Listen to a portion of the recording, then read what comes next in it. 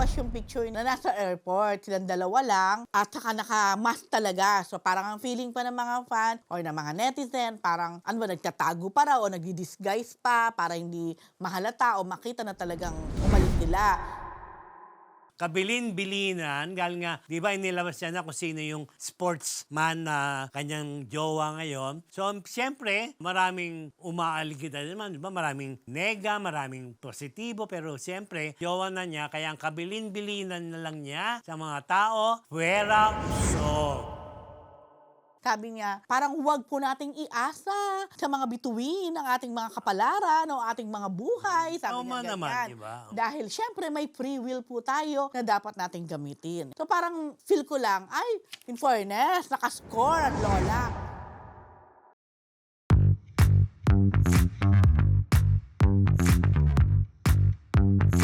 Mga Marites! Webes na naman po ng gabi. Welcome sa inyong paboritong Maritesan. Di ba, mga Marites? This time, muli, makakasama niyo yung power duo sa Maritesan Wow! at sa intrigahan, mga Marites. Pero sa Monday, meron kaming big reveal. Abangan niyo po yan. Grabe yung big reveal! Diba?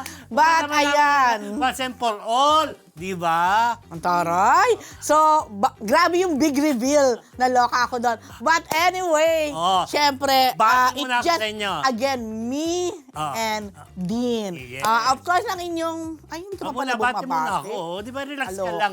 Power duo tayo ngayon. Okay, go. Hindi tayo face to face. Sa back to back naman tayo. Okay, mga Marites.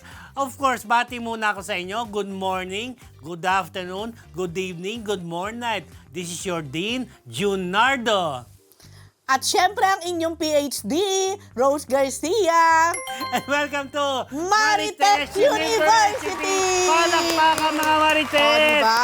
Ang saya-saya, di ba? Fairness, mas may energy tayo ngayon, Oo, Dean. di ba? Bonggang-bongga Bakit nga tayo, ba? di ba? Oh, basta patuloy lang kayo at sa mga susunod na episodes, malalaman po ninyo ang mga kaganapan dito sa loob ng Marites, ang ating university. Baka naman sabihin nila, sila na lang ba dalawa talaga? Basta malalaman niyo po ito sa Monday. Diba? Basta watch lang kayo dahil marami tayong chika at intriga. Pero bago yan, nagpapasalamat po kami sa aming mga kamarites na patuloy na tumatangkilik sa ating Marites University. At kung bago lang kayo sa MU Entertainment Channel, don't forget to like, share, and subscribe para hindi nyo ma-miss ang ating weekly episode at iba pa nating showbiz-related content. Yes.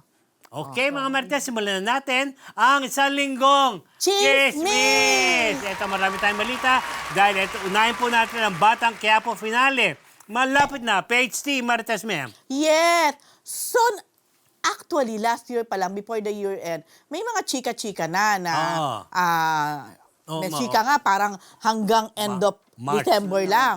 Hindi, nung March, una, nung last year. Dahil di ba nga sumabay dun sa hindi pagkaka-renew ng ABS-CBN sa TV5. Correct. Kung saan ipinapalabas sa free TV ng TV5 ang Batang Quiapo. Pero bago pa magtapos ang taon, ang alam ko, bago pa magtapos ang taon, yes. nakalipat na sila sa All TV naman. Okay. So, nagtuloy-tuloy ang Batang Quiapo. Pero itong aking na-confirm, parang magla-last taping na talaga ngayong January. Ngayong January ang parang last taping ng Batang Quiapo. Hindi ko lang sure kung kailan ngayong January. Pero pag nag-last taping sila, hindi naman ibig sabihin na, yun na rin. Marami pa siguro. Hindi naman. Parang hanggang February. Parang gano'n.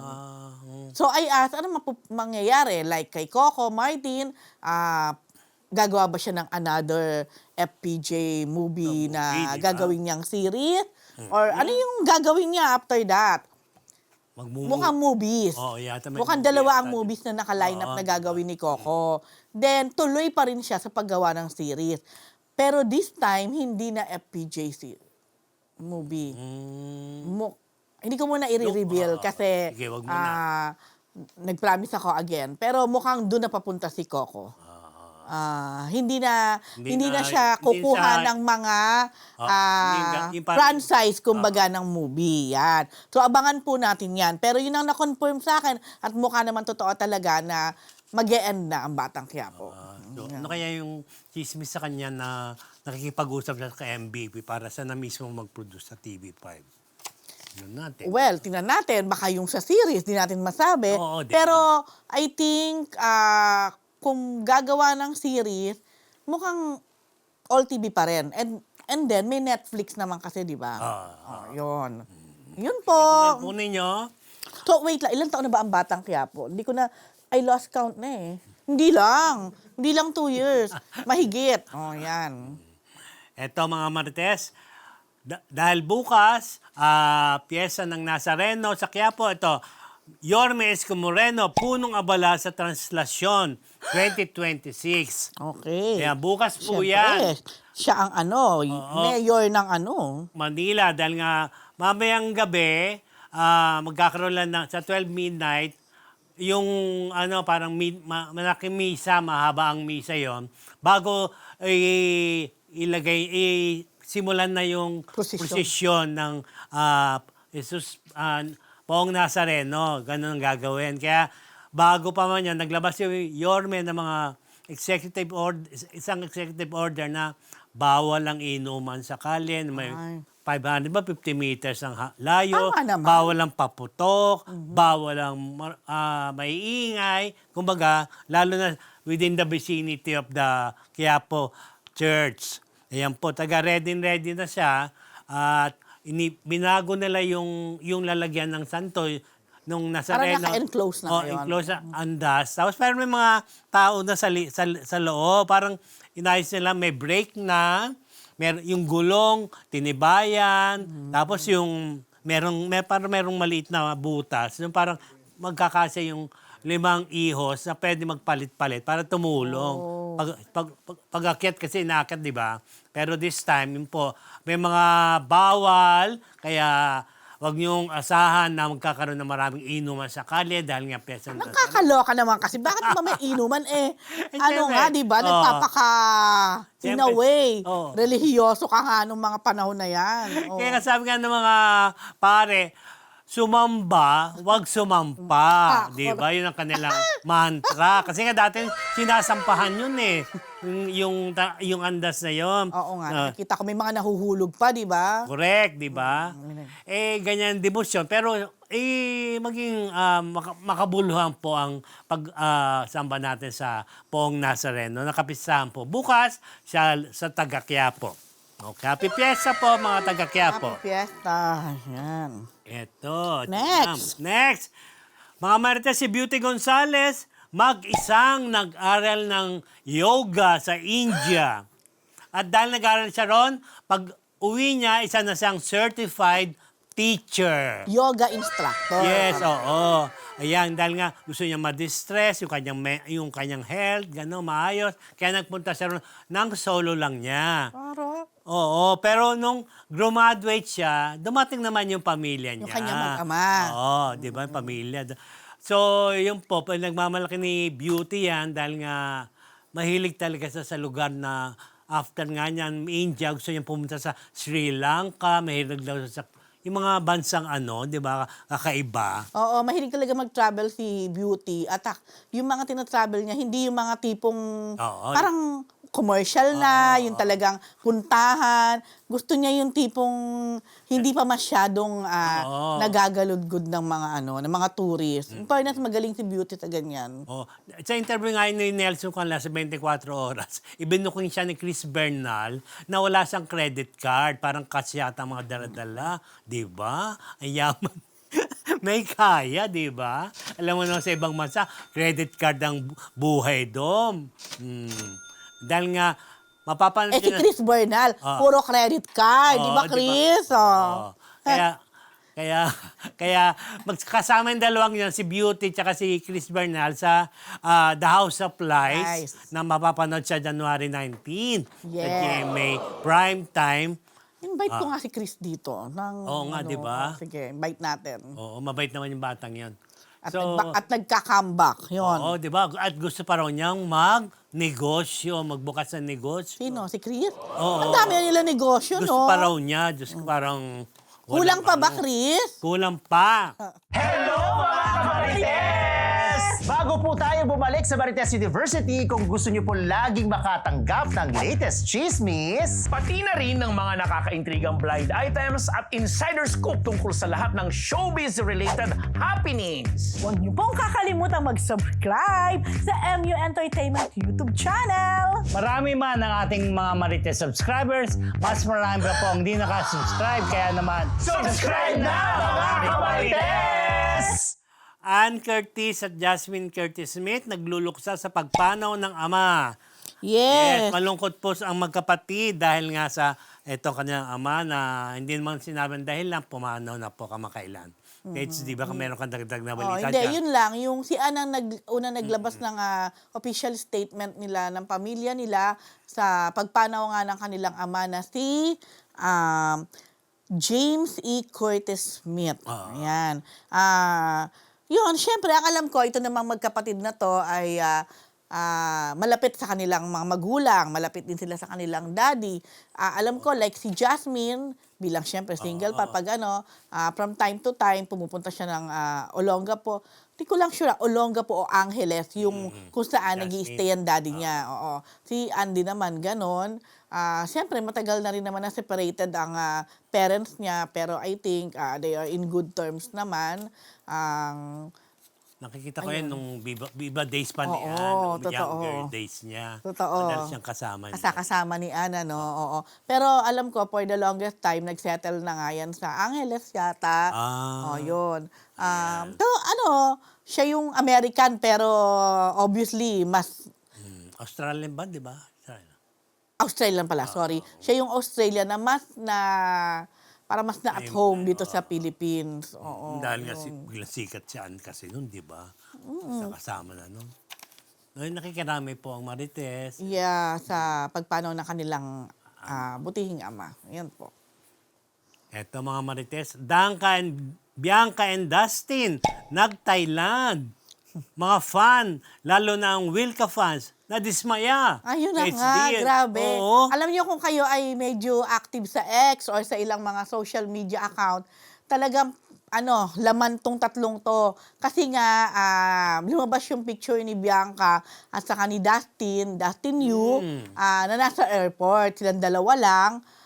At saka naka-mask talaga. So parang ang feeling pa ng mga fan or ng mga netizen, parang nagtatago pa raw o nagdi-disguise pa para hindi mahalata o makita na talagang umalis sila. Syempre, alam naman natin na may entry sila ngayon sa Metro Manila Film Festival. Yung Love You So Bad. So, parang ang feeling ng mga ibang mga fans, parang hindi siya magandang timing dahil may movie pang showing pa. At syempre, andun pa yung amin natin na illusion na parang triangle yung tatlo.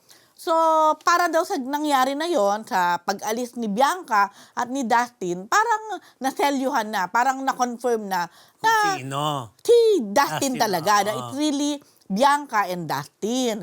So, kung makikita mo din sa X, parang ang dami nag-unfollow ngayon kay Bianca.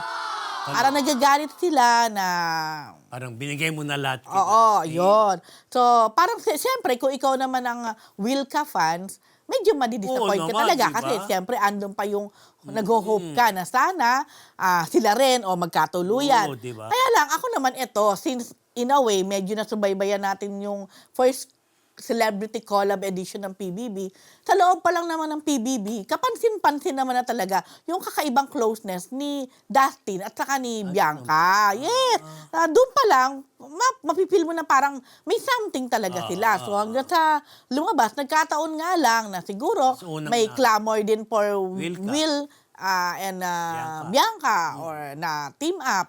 May maraming kinikilig din for Will and Bianca. Oo naman. Sabi nga nila doon sa Love You So Bad daw, parang mas dating pinaboran yung Wilka na team up. May ganon. Kasi itong Love You So Bad, di ko pa nakapanood kaya hindi ko pa...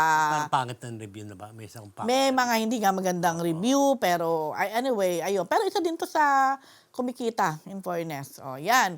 So yun lang. Ang sa akin lang, Wag naman. ganun talaga Kung gusto nyong mag-continue pa rin yung love team o yung triangle nila, hindi talaga natin pwedeng saklawan yung personal nila. Di ba? Correct, Yun. di ba? So, unless Ang hindi lang siguro maganda kung halimbawa, baka naman si Bianca, hindi ko lang alam kung nagpapaasa ba siya na may chance si Will or yung something like that. Yun, syempre, baka doon naman ang pinanggagalingan ng ibang mga fans. Pero ako kasi malinaw sa akin talaga, PBB pa lang, na iba yung closeness ng Dustin at Bianca. Or ng Dasbia. Yun. Oh, Tingnan natin kung masusundan pa ang Love You So Bad. Eto mga Marites, balita naman si Kim Chiu pinagtripan ni Darren sa outfit. Ayan At na may nga. di naman magandang hula at meron ding hindi magandang hula kay Kim sa 2026. Ano ito, Yes. PhD? Sa It's Showtime kasi, ayan, yan na mismo. Yan ang outfit ni Kim. In fairness, ang ganda naman. Okay lang Sabi naman. nga ni Kim, fashion. Yan. So, itong si Darren, pinagtripan tong kanyang bestie. Sabi niya, sinabi niyang parang manghuhula si Kim, ganon. So, siyempre, tawa lang naman ang tawa si Kim. Pero alam mo, naging daan din yon para naman si Kim ay humirit.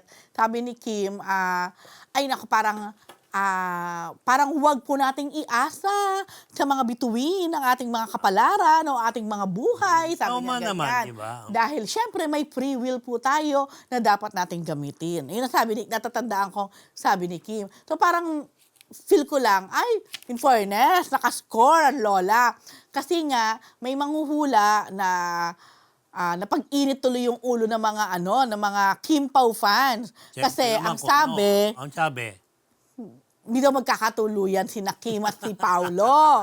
Ang makakatuluyan daw ni Kim at ni Paulo ay parang mga non-showbiz. Siyempre, hindi nila nagustuhan yun. Siyempre, Lalo diba? na kagagaling lang ng dalawa sa trip, sa Norway nga or sa UK, no? Tapos, itong may hula pa kay Kim na parang kailangan niyang pag-ingatan yung kanyang health dahil parang may magiging hindi magandang epekto sa kanya, sa kalusugan niya, yung stress daw, na parang hindi pinapansin ni Kim, pero actually, parang ang dating, nagbi-build up sa kanyang katawan. O, yun. Yun, di ba? Oo, yun nga. Kaya nga hindi, kumbaga erase itong hula na ito for Kim. Oo, Yun. siguro dahil nga sa naging problema. Ayun na nga. Baka Diba? nako-connect doon. Yan. Yan. Di ba? Ito, mga Marites, actors Nico Antonio and Luke Gicain, pasado sa bar exams 2025. Inilabas na po kahapon ng resulta ng 2025 bar exams at dalawang artista nga po. Ito po si Nico Antonio at si Luke Gicain. Si Nico, matagal na yan nag-aaral kasi may pamilya yan. Pinagsasabay niya yung pag-aaral at yung pag-aartista. Yes. And si Luke, model din po to. At siya po yung...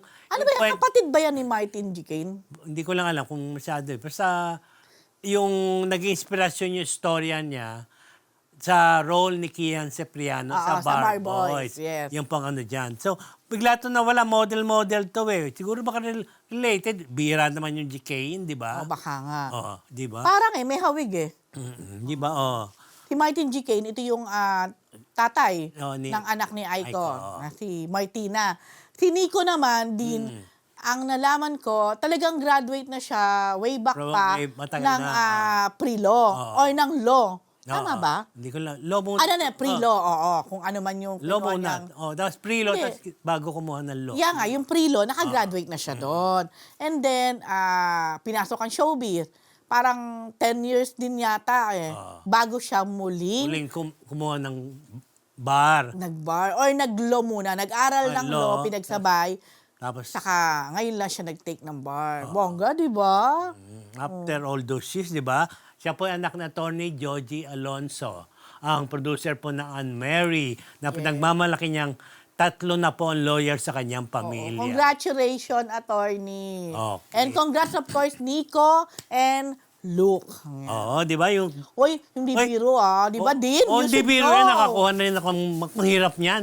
Tsaka, congratulations sa aming si Brad C. Navarro ng UE College of Law, number 12 sa top 20. Tsaka meron pa Ay, isang bongga. taga-URN, number 20 naman, o 18 or 19. Yun na. Yun Ni po. Biro ang... Hindi biro grabe, yan. I should ang know. mag-review pa lang ng At ang gastos. For the Par. Talaga? Gastos yan. Di ba? Nakakuha ka ng 4 years ng una, tapos another 4 years, tapos magre-review ka ng Oo, ganun talaga. Oo, di ba? Pero, di ba, may bayad din yung review. Siyempre, Di ba? oo. Okay. Buti nga ka mo, tinanggal na yung ano. Dati noon, hanggang 3 takes ka lang.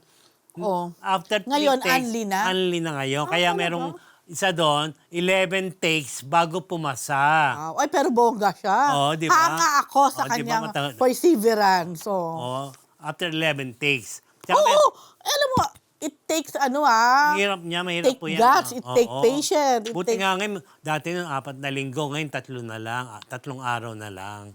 Okay. Binago na nila. Tsaka, dati handwritten, ngayon digital na, may talaga? digital. Congratulations, Nico and Luke. Tsaka sa mga lahat ng pumasa sa bar exams. Okay, mga Marites, ito na ating... okay. Din yung bindure. Tuloy mo na din. Okay, tuloy-tuloy na natin. Ito si Andrea Brillantes sa bagong jowa. Fuera Usog. Yun Grabe po naman. kanyang kabilin-bilinan. Galing nga, di ba inilabas niya na kung sino yung sportsman na kanyang jowa ngayon.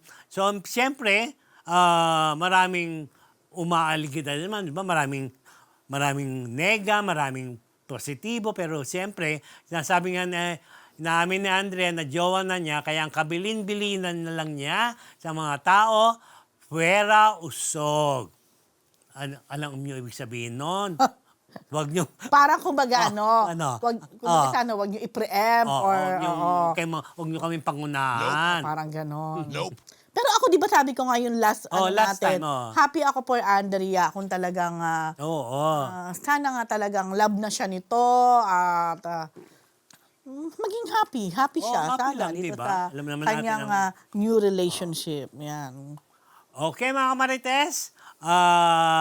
Ito na pa ating Chick of the Week brought to you by Ugbo 24/7 at sa ating mga kamarites na nais matikman ang kanilang masasarap na pagkain, maaari kayong umorder online sa kanilang website na naka-flash ngayon sa inyong mga screen. Hindi po nyo pagsisisihan yan dahil sa Ugbo 24/7, siguradong solve ka dito. Ugbo 24/7. Ito po ang ating Yan ang mga Marites. tinatanong nyo kanina Oh. pa. Ding Dong and Marian Rivera, viral blind item na power couple. Sila ang hula ng mga netizen. Page D. Ayan nga. So, nung isang araw pa to na may Oo, kumakalat, nagkatanong. Nabalita Actually, ko ako yan personally, napakarami kong natanggap sa aking mga private messages na matanong pa ako, kaya alam mo ba to? Hinuhula mo? Mga ganyan. But anyway, from the clue, from the blind item, ayan nga, yan. From the outside, they are the definition of perfection.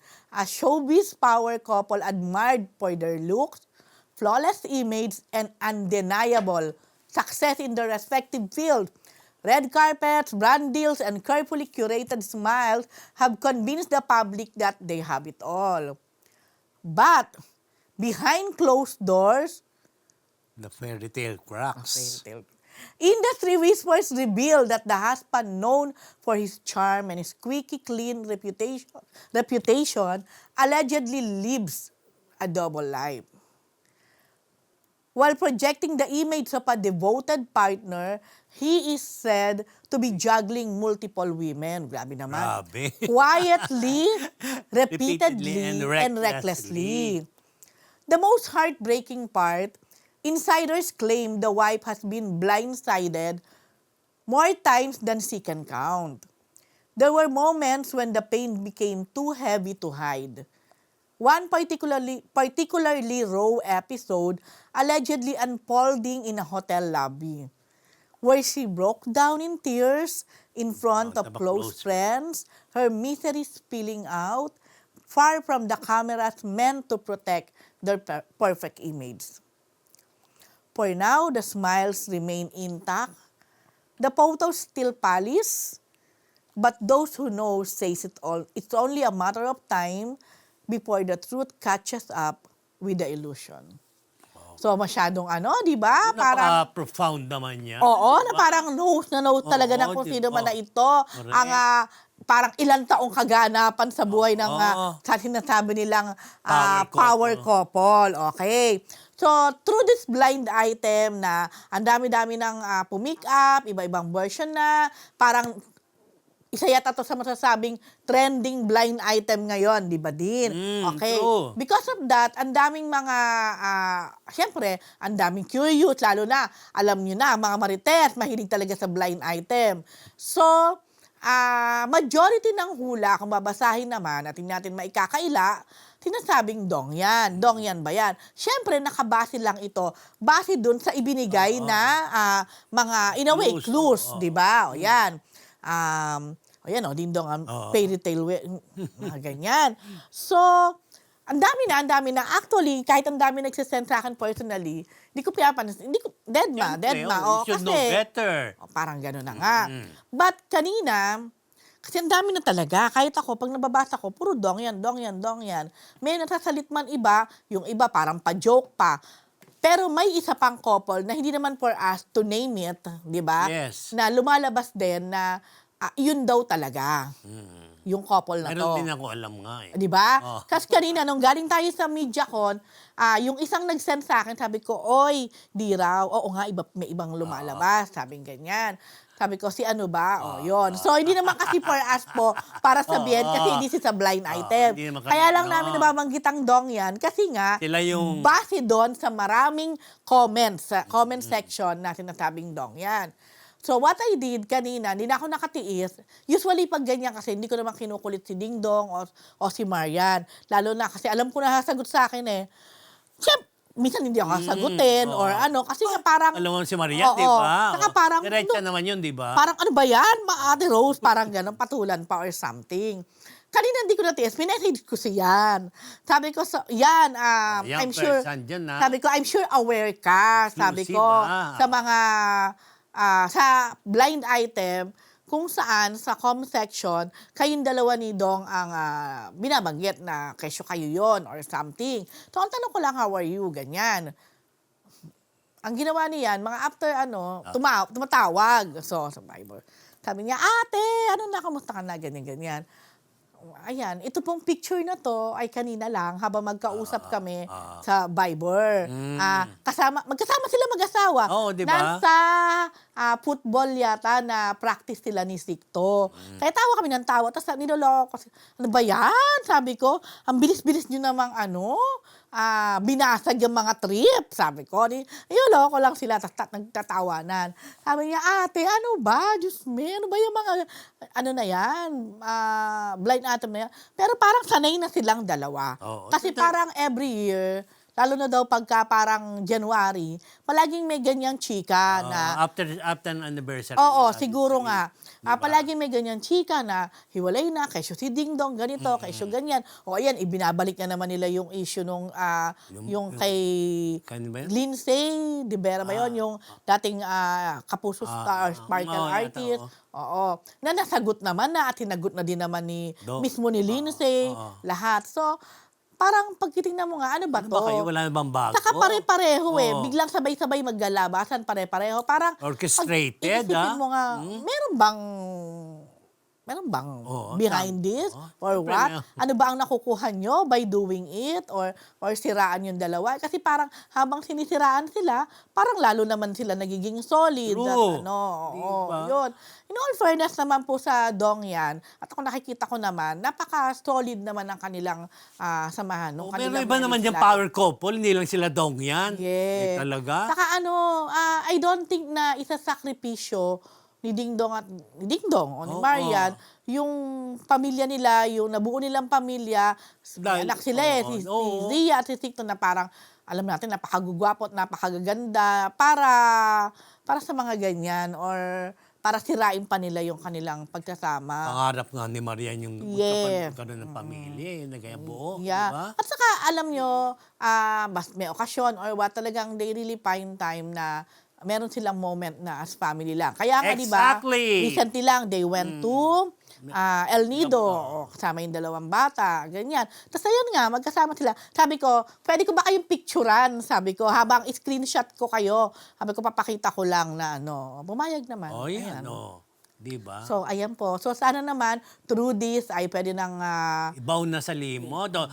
Tigilan nyo na. oo, kung totoo man yung blind item na kumakalat na yan, di tayo sure eh. Kung totoo ba Oo, talaga eh. yan, or True. kung yan ba ay likhang isip lang, or what.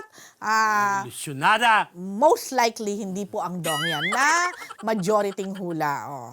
May iba nga kaming naririnig, pero parang feeling ko hindi rin naman eh. Doon sa naririnig, doon sa kumakalat na yun daw mag-asawa na yun. But anyway, yan po. So sana, let's be happy na may mga ganitong showbiz couple na nagtatagal at na giging solid. Let's put it to rest, mga Marites. Yun na. Sabi nga ni Okay, Jing. mga Marites, ang po ating Chika of the Week brought to you by Ugbo 24/7! Okay. Okay. Okay, next. Oh. Ayan. Ano next? Ikaw. Ay, ako ba to? Ikaw Oo, to. hindi. Yung sasabihin, mga kamarites, nais namin kayong imbitahin na sumali sa ating Facebook community group. O, nakapin po ang link sa ating live chat ngayon at pwede na kayong sumali dyan. Huwag rin kalilimutang mag-like, share, at subscribe sa ating YouTube channel. Okay, mga Marites. Okay. Ito, tickets sa round 3 ng Sex Bomb concert sa MOA nagkakaubusan na. At SB Cheche Tolentino ikinasal na. Uy, alam niyo yung nga itong round 3 ng Sex Out, Get Out concert ng Sex Bomb. Nagkakaubusan na dahil isa kong kakilala, may naghahanap ng ticket. May pambili naman pero wala rin makuha. Yun sabi ko, kumuha ka sa ticket at ayusin niya. Wala, baka raw hinohoard, di ba, and everything. Di ba, meron ganon, di ba? Hindi, ganito. kinukuha. Ang round 3 na nag-open sila the other day, sold out na in just 1 hour. Yun. No? Ganon Kaya pala. katindi. As in, ang tindi ng Sex Bomb. So, dahil na sold out agad, ang round 3 May ng in 1 hour, after a day, naglabas ngayon sila na Round 4. Get Out, round 4. Ito yung- Ang ticket nito, alam ko, tomorrow ang bilihan ng ticket. So, kanina din, pinag-uusapan. Dahil tama ba ako nag-log? Tama, nag-log in, yung isa sa mga kasamahan natin, to check or kung bibili sila ng ticket, alam mo kung pang ilan na sila sa Waiting. pila. Sa Waiting. pila sa online. Anong 20? Hindi. Waiting Nasa sila. 100,000 plus na sila. Ito. Ganon katindi. Tindi nila ngayon. Noong una nga, sabi ko, baka kala ko 10,000 lang, something. Nasa 100,000. So, ibig sabihin, ilan lang ang makakabili. Oo, di ba? Kasi, yung pila sa pila na yan. Kasi hindi ko alam kung kahit nakapila kang pang ganon, kung pag ganon ba, pwedeng may chance pa rin. But anyway, ganong karami ang interesadong bumili ng ticket. Ilan lang naman ang capacity ng MOA Arena? 15 lang yata. Ilan ba ang capacity ng MOA Arena? Masyado lang alam. So, Pero yun po. more than, di ba? Kaya ang request talaga, sana mag-Philippine Arena na sila. Ang feeling ko talaga dito sa mga to, like kila Rochelle, baka kinakabahan pa na Siyempre. mag-Philippine Oo Arena. naman, Baka diba? feeling nila, baka hindi naman nila mapuno, baka too much yan, baka masyado silang... So, Ayan, di ba? 6 yung una eh. ha? February 6, di ba? Ito, meron bago to nakita ko. Yes. Kaso nga, sa haba ng pila, nasa 100,000 na, good luck. So, I don't know, sabi tuloy kanina, baka hanggang round 10 ang Sex Bomb. Why Umabot. not, di ba? Tama, di ba? Nakakatuwa lang, ganong katindi.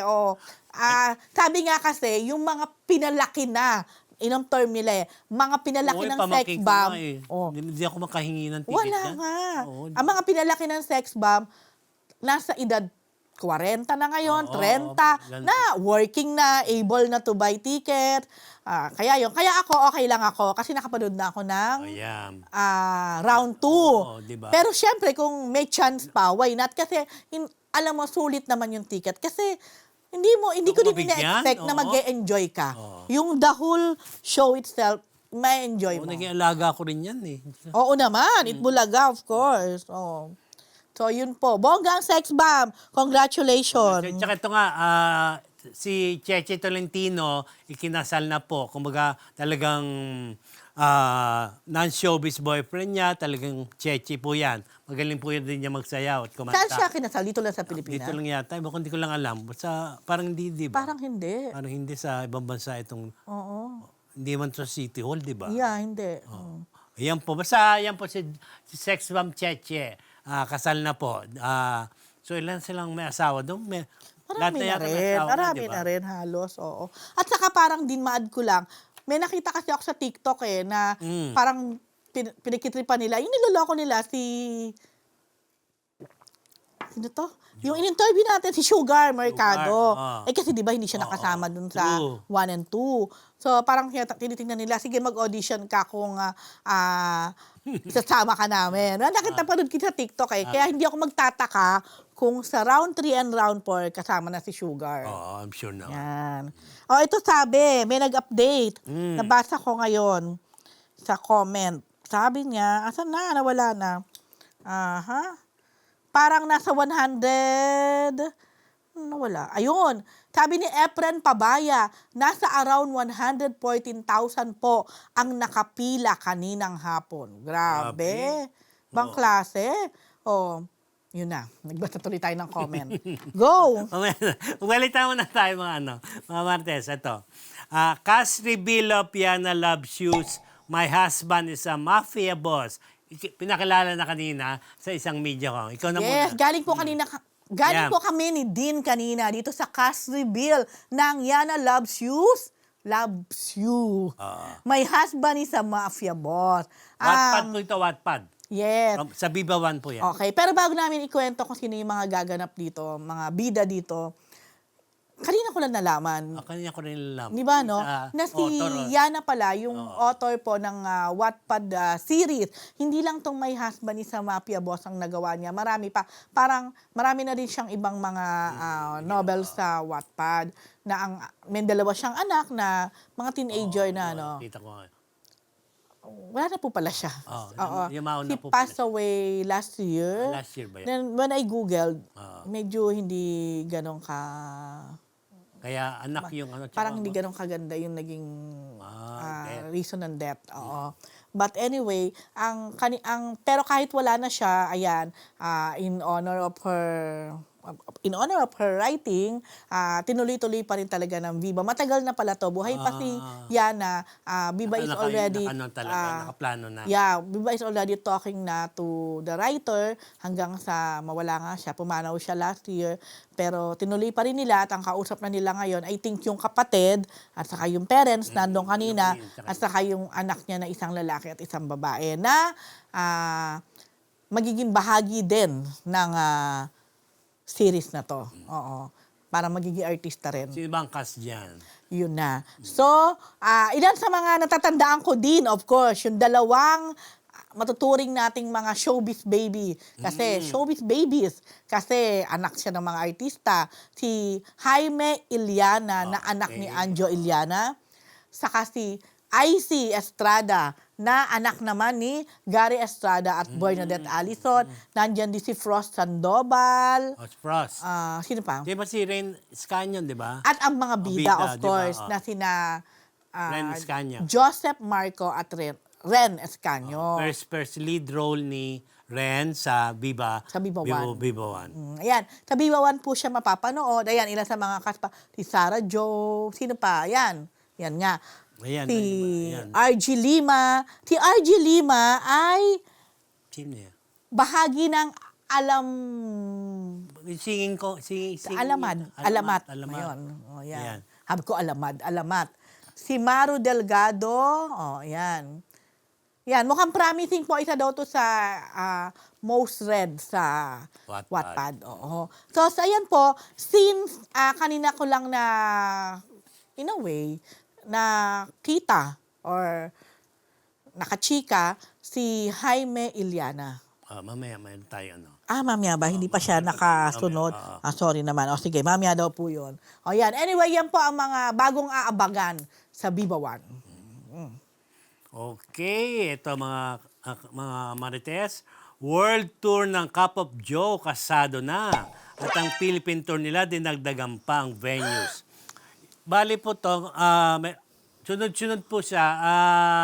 Itong January, dudugtungan nila yung US. Tapos Asia naman pupunta nila by February, March, April, June. Dire-diretso yan. Ang kanila merong Malaysia, Indonesia, Singapore, Taiwan. Grabe. Meron pang Auckland, New Zealand. Wow. Tapos magtatanghal din po siya sa Philippine Tour naman nila. Meron po silang Baguio sa University of Baguio. Sa Santa Rosa, meron din po sila sa General Santos, Iloilo City, Davao City at Cebu City.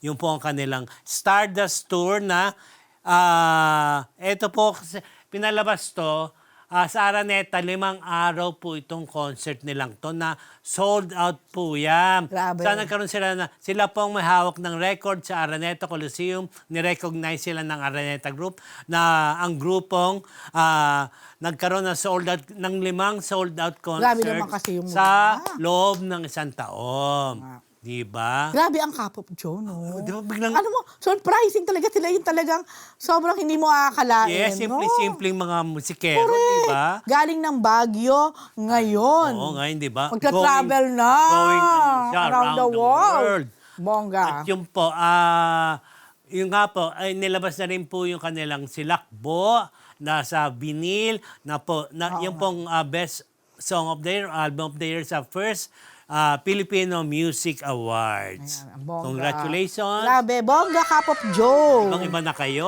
Correct. Huwag kayong lalaki ulo, ha? Oh. Ito mga Marites. Oh. MMFF extended hanggang January 14, PhD. Yes po.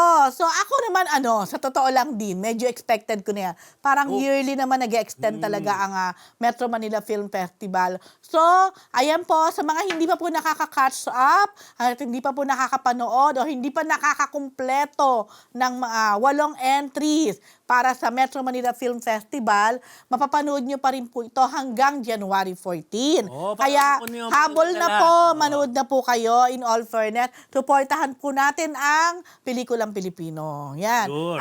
At sa mga merong mga passes, ayan ang good news. Huwag nyo namang ibenta kasi bawal yan.